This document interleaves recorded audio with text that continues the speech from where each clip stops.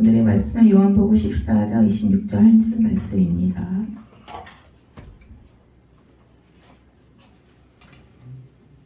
목소리로 함께 읽도록 하겠습니다. 시작. 보혜사 곧 아버지께서 내 이름으로 보내실 성령 그가 곧 너희에게 모든 것을 가르치시고 내가 너희에게 말한 모든 것을 생각나게 하리라. 네, 그리스도 안에서의 연합이라는 말씀으로 말씀 전해주시겠습니다. 할렐루야. 그리스도 안에서 연합을 이룬 여러분들을 주님의 이름으로 축복합니다. 축복합니다. 우리가 이 그리스도 안에서 구원을 받았다. 자, 그랬을 때에 뭐라 그랬습니까? 첫째로 우리 구원의 역사가 누구 중심이다? 그리스도 중심이다. 여러분 이제 거기에 숙이시면 안 돼요. 앞에 보시면서 해야 따라올 수가 있어요. 구원의 역사가 누구 중심이다? 그리스도의 중심이다. 둘째로는 뭐라 그랬어요? 둘째로는 우리가 그리스도와 연합함으로 무슨 복을 받게 되었다? 구원의 복을 받게 되었다. 우리가 구원의 복을 누릴 수 있는 것은 오직 그리스도와 연합으로만 누릴 수가 있는 것이. 셋째는 뭐냐? 우리가 성령에 의하여서 우리의 구원이 어떻게 되었다? 적용되었다. 적용되었다는 거예요. 성령에 의해서 우리의 구원이 각자에게 내 것으로 적용되었다는 것이. 그러니까 우리가 항상 적용을 잘해야 돼요. 적용을. 그냥 성경을 딱 펴가지고 오늘 내가 성경에 나오는 딱 폈을 때 성경에 나오는 말씀을 가지고 내가 살아야 되겠다. 그래서 성경을 딱 폈더니 다른 유다가 나가서 목매어 죽었더라. 그러면은 어떻게 적용해야 되겠어요? 오늘 나는 자살하는 게 성경의 적용인가? 그렇게 하면은 큰일 나잖아요. 가론 유다가 목매어 죽였더라. 그게 우리에게는 어떻게 적용돼야 되겠어요? 우리의 죄를 죽이자, 우리의 육신을 죽이자, 우리의 잘못된 정욕을 죽이자. 그렇게 해야지 그냥 또 내가 죽고 내가 신령한 이 몸으로 내가 태어나자. 그렇게 적용해야지 그냥 잘못 적용해가지고 자살해 죽자. 그러면은 큰일 나는 거예요. 이렇게 성령이 우리에게 구원을 적용해 주셨다는 거예요. 적용해 주셨다는 것. 이 가룟 유다는 실컷 예수님을 3년이나 따라다녔지만은 그 말씀을 자기에게 적용을 못 시켰어요. 적용을 잘 적용을 시켜야 은혜 받고 구원 받는데 하나님 말씀을 듣는데도 그 말씀을 자기에게 적용을 못 시켰어요. 따라서 합시다. 적용을 잘하자. 그냥 그냥 적중하게 그냥 용도 있게 딱 이렇게 들어맞아야 돼요. 그래서 적용이 잘 돼요. 하나님 말씀이. 근데 가장 중요한 적용은 뭐냐? 성령님에 의하여서 구원이 나에게 적용되었다는 것이에요. 그래서 성경 여러 곳에서 이제 이것들을 증거하고 있는데 로마서 5장 8절에서는 따라서 한번 읽어봅시다. 시작. 그리스도께서 우리 위에 죽으셨다. 다음에 로마서 6장 4절 시작. 죽으시고 장사되시고 살아나셨다. 그 다음에 어디입니까? 고린도후서 5장 17절 그리스도 안에 있다. 그 다음에 로마서 8장 9절 시작. 그리스도가 우리 안에 계신다. 예. 이렇게 우리가 성경이 이렇게 여러 곳을 증언하고 있어요. 우리가 성경을 볼 때에 자세히 읽지 아니하면은 그냥 놓쳐버리는 그런 것들이 있어요. 그 가운데 하나가 뭐냐면은 그리스도 안에라고 하는 이런 단어입니다. 성경에 무려 그리스도 안에 이 말이 몇 번 나오냐면은 무려 160번이 나옵니다. 그리스도 안에 이 말이 무려 160번이나 나와요. 그러면은 2000년 전 팔레스타인 지역에서 살았던 청년 나사렛 예수가 나와 무슨 상관이 있느냐? 2000년 전 시간적으로 떨어져 있고 팔레스타인 공간적으로 떨어져 있고 이렇게 시공을 초월한 그 나사렛 예수가 나와 무슨 상관이 있느냐? 그랬을 때에 이 그리스도 안에 이 말이 정말 중요한 것이에요. 그래서 내가 그리스도 안에서 그리스도와 연합하게 되었다.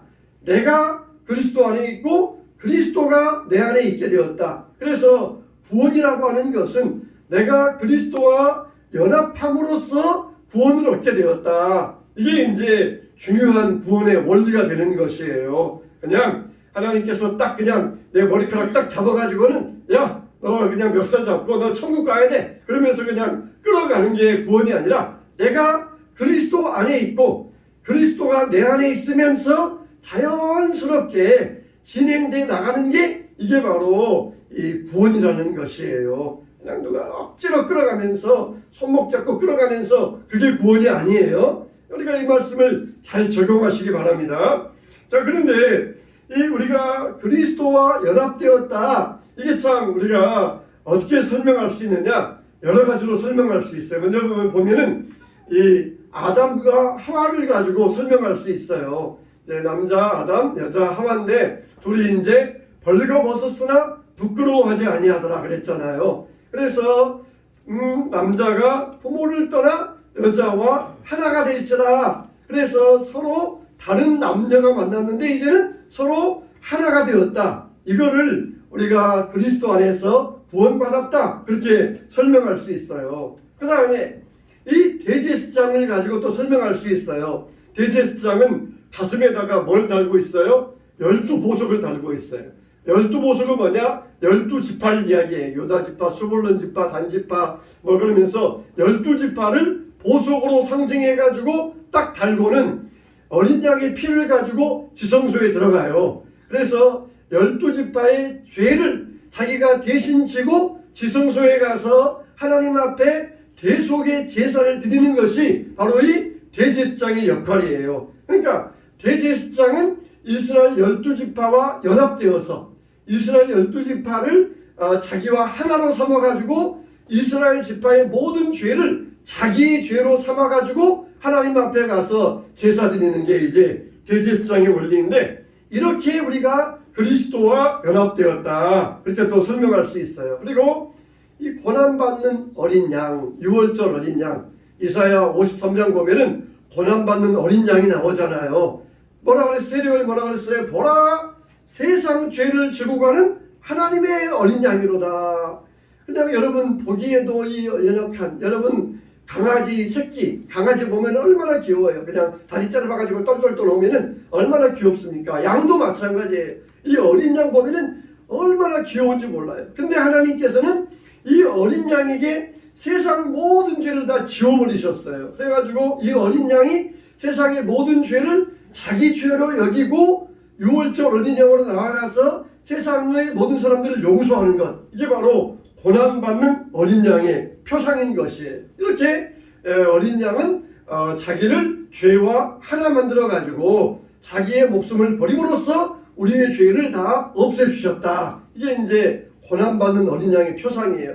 그 다음에 성부, 성자, 성령과의 관계입니다. 이게 이제 예수님께서 요단강에서 세례 받으시는 장면인데, 이게 가장 성부, 성자, 성령을 가장 잘 나타내는 그런 그림인데, 이 성자 예수님은 요단강에서 올라오시고, 성령 하나님은 비둘기같이 임하시고, 그리고 성부 하나님은 저 위에서 말씀으로 빛과 같이 빛으로서 말씀으로 임하시고, 이게 이제 뒤에 있는 사람은 세례 요한이에요. 이렇게 성부, 성자, 성령 세 분 하나님이 동시에 나타나시면서 세 분이 어떻게 하나이신가, 이것을 이 그림으로 보면은 이게 가장 잘 나타내주는 그런 그림이 될 수가 있습니다. 그래서 성부, 성자, 성령 세 분이면서 한 분이 신비하게 연합되어 있다. 그런 것처럼 우리들도 예수님과 연합되어 있다. 이게 이제 성부, 성자, 성령의 신비한 연합을 잘 나타내는 그런 그림이 되겠어요. 또 그리고 예수님은 누구예요? 신성과 인성을 가지고 있어요. 그래서 참 신이시며 참 인간이시다. 이게 정말 이것도 여러분들이 참 이게 정말 신비한 일로 여러분들이 생각해야 돼요. 우리는 그냥 인간은 인간이잖아요. 사람은 사람이잖아요. 개는 개고 고양이는 고양이고 낙타면 낙타고, 그러지 낙타이면서 사람이다? 그게 어디 있겠어요? 강아지이면서 고양이다? 그런 게 없잖아요. 그런데 예수님은 참 신이시면서 참 사람이시다.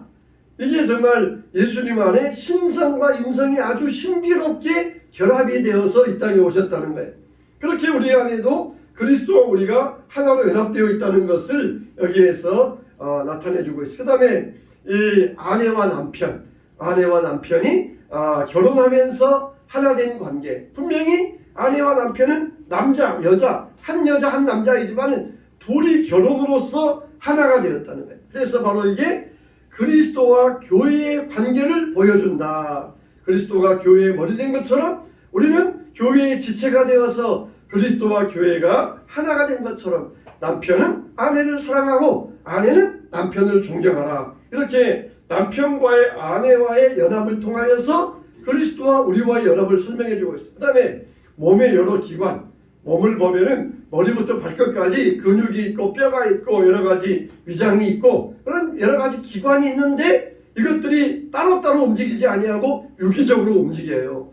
뇌에서 명령 내리면은 10손가락 움직여, 5개만 움직여, 하나만 움직여. 그러면서 유기적으로 옮기면서 분명히 따로따로 기관이지만은 이것들이 유기적으로 움직이는 것처럼 그리스도와 내가 따로였었는데 하나가 됨으로써 유기적으로 움직이는 연합을 이루었다. 이렇게 또 설명할 수 있습니다. 마지막으로는 뭐냐?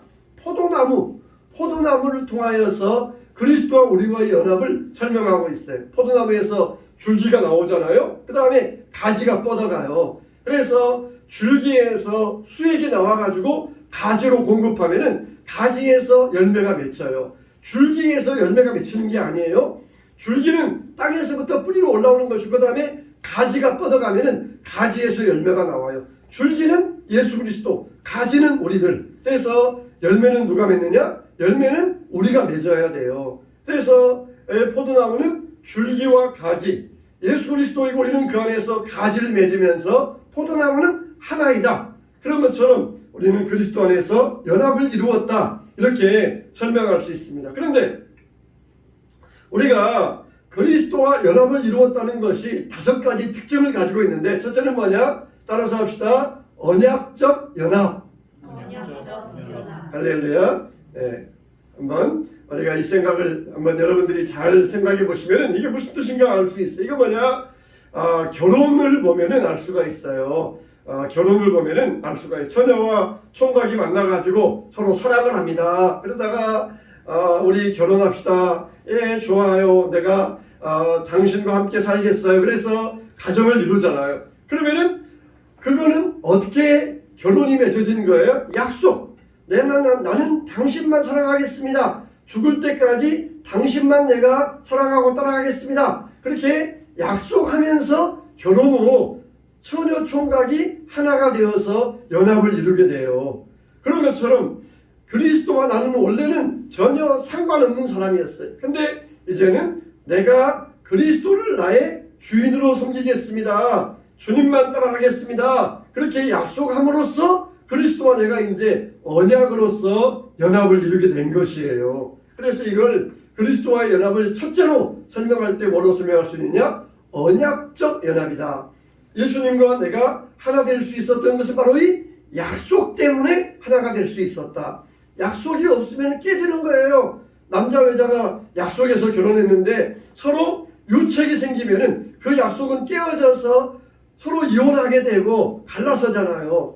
약속을 안 지켰으니까 책임자, 유책자가 있어서 서로 깨어지는 관계가 되는 것이에요. 우리는 그리스도가 하나 되어서 약속을 지키면서 그리스도를 나의 주인으로 삼을 때 예수님도 오냐 나도 영원히 너를 사랑하면서 떠나지 않겠다. 그러므로써 우리가 그리스도와 연합하면서 언약을 통하여서 연합을 이루었다.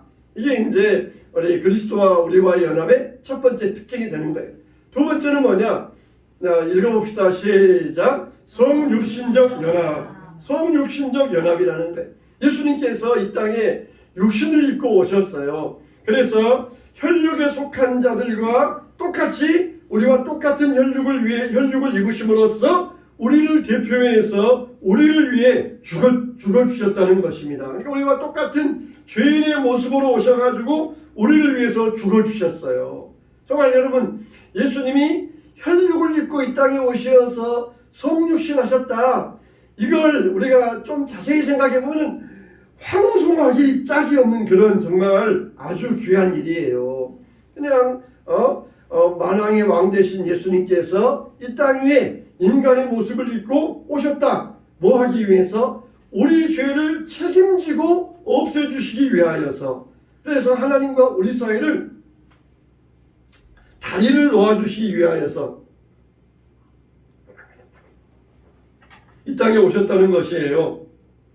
자, 이게 이제 성육신의 연합이에요. 예수님이 우리와 똑같이 혈육을 입고 이 땅에 오셔서 우리 죄를 위하여 죽으신 것처럼 그렇게 성육신을 통하여서 우리가 예수님과 연합을 이루었다는 것입니다. 세 번째는 뭐냐? 따라서 합시다. 영적인 연합. 영적인 연합. 예, 영적인 연합. 예수님과 내가 영적인 연합을 이루었다는 거. 이건 뭐냐? 그리스도의 영과 우리 인간의 영혼이 이 영혼과 영혼끼리 하나가 되었다. 그런 뜻이 아니에요. 이 영적인 연합은 뭐냐? 그리스도와 내가 딱 있는데 성령님이 오셔가지고 우리를 하나로 만들어 주셨어요. 그러니까 성령님이 우리의 본드 역할을 해주신 거예요. 본드. 종이와 종이를 붙일 때에 풀을 붙이면은 두 장의 종이가 한 장으로 합쳐지잖아요. 그런 것처럼 그리스도와 나는 따로따로 했었는데 성령께서 우리를 오셔가지고 본드 역할을 하셔서 우리를 하나로 만들어 주셨다. 이게 바로 이제 영적인 연합이라는 것입니다. 그래서 성령께서 우리를 하나로 만들어 주셨다. 그러니까 우리가 구원에 있어서 성령의 역할이 얼마나 중요한지 몰라요. 성령의 역할이 굉장히 중요합니다. 성령께서 우리를 위하여서 굉장히 중요한 역할을 해주셨어요. 이렇게 이 성령의 연합은 우리 삶의 전체에 이 영향을 미치고 그리고 이 성령께서 지속적으로 이걸 이룰 수 있도록 지금도 일을 하고 계신다는 것이에요. 여러분 세월이 많이 지나면은 붙여놓았던 본드도 이게 약해져 가지고 떨어질 수 있잖아요. 근데 성령께서 이 기능이 약해지지 아니하도록 계속해서 그리스도 우리와 연합이 약해지지 아니하도록 계속해서 우리를 하나 되게 하시는 역할을 하고 있다는 것이에요. 여러분들이 옛날이 신앙이 옛날 같지 않아요. 기도도 옛날 같지 않아요. 열심도 옛날 같지 않아요. 그건 뭡니까? 성령의 역할이 그만큼 약해지고 있다는 것이에요. 성령님이 막 역할을 세게 하시면은 옛날 같지 않은 게 아니라 옛날보다 더 좋아지는데 성령의 역할이 약해지니까 신앙생활도 옛날 같지 않아요. 기도도 옛날 같지 않아요. 예배도 옛날 같지 않아요. 뭣도 옛날 같지 않고 흥미도 없고 힘들어요. 그건 뭡니까? 성령의 역할이 약해지고 있다는 거예요. 성령의 역할이 강해져서 날이 되면 될수록 더 강해져야 되고 더 연합이 이루어져야 되는데 성령의 역할이 느슨해지니까. 왜 그래요? 내가 성령을 환영하지 아니하고 세상의 욕심을 더 환영하고 세상의 쾌락을 더 환영하고 세상의 물질을 더 환영하고 그러니까 성령의 역할이 점점점 약해지는 것이에요. 종이를 붙여놨는데 습기가 들어가면은 종이 두 장 종이가 점점 벌어지기 시작하는 것처럼 세상의 물질의 욕심, 쾌락의 욕심 이런 게 들어가니까 점점 이게 벌어지면서 성령의 역할이 약해지면서 옛날 같지 않게 되는 것이에요. 우리 연합은 어떤 연합이다? 신령한 연합, 영적인 연합, 그리스도 안에서 성령의 연합이라는 것이에요. 자, 네 번째로 따라서 합시다. 신비적 연합. 신비적 연합. 예, 할렐루야. 우리와 그리스도의 연합은 신비한 연합이에요. 신비한 연합. 정말 어떻게 연합되었는가? 이걸 볼 때 정말 말로는 설명할 수 없어요. 그러니까 여러분들이 날마다 기도하시면서 그리스도와 나와의 신비한 연합이 깨달아지게 하여 주시옵소서. 내가 어떻게 그리스도와 연합하게 되었는가? 정말 내가 그리스도 안에 있다. 그리스도가 내 안에 있다. 이 연합을 날마다 내가 깨닫게 해달라고 여러분 매일 기도하셔야 돼요. 기도하셔야 돼요. 그리스도와 연합에서 떨어져 나가면은 우리는 구원에서 멀어지게 되고 구원받지 못하게 돼요. 그냥 억지로 끌어가다가 자, 너 천국 들어가 이제 내 천국 문을 쏙 집어넣어놓고 내 지금 다 했다.